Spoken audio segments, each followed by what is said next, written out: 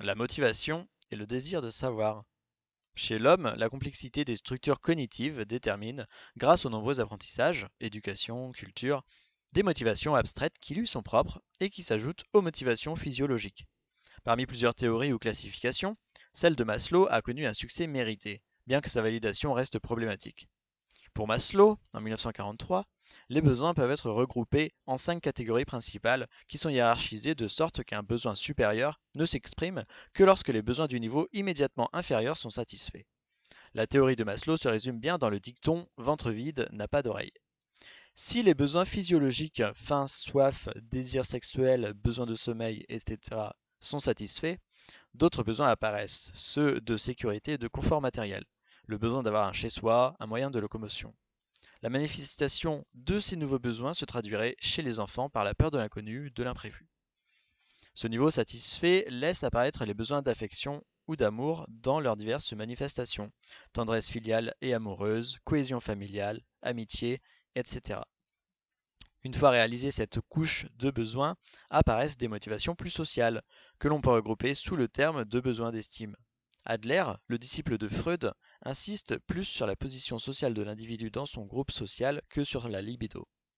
Reprise par les psychosociologues américains, cette idée aboutit à divers concepts.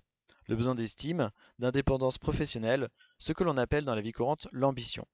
Enfin, le niveau le plus élevé dans les hiérarchies des besoins concerne la réalisation de soi, de ses intérêts, aptitudes et valeurs. Donc, dans la pyramide des besoins selon Maslow, on va pouvoir mettre les facteurs de motivation selon Herzberg. Donc la pyramide, tout en bas, on a les besoins physiologiques. Donc là, c'est l'entretien de la vie matérielle. Les besoins de sécurité, survie, confort, tranquillité. Donc ces deux-là, c'est les actions sur l'environnement. Ensuite, en troisième, on a les besoins d'appartenance et de relation, avec la fraternité, solidarité, convivialité. On passe sur avoir sa place dans la société. Quatrième, besoin d'être reconnu, donc estime, pouvoir, honneur, toujours dans avoir sa place.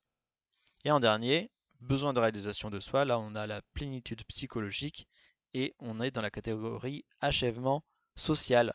Donc selon les facteurs de motivation, selon Herzberg, dans les trois premiers, besoins physiologiques, besoins de sécurité, besoins d'appartenance et de relation, on est dans les besoins d'Adam, donc maintien de la vie biologique et sociale.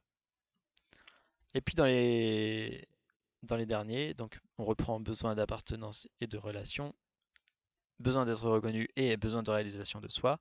Là, on est dans les besoins d'Abraham, donc le développement de la personne.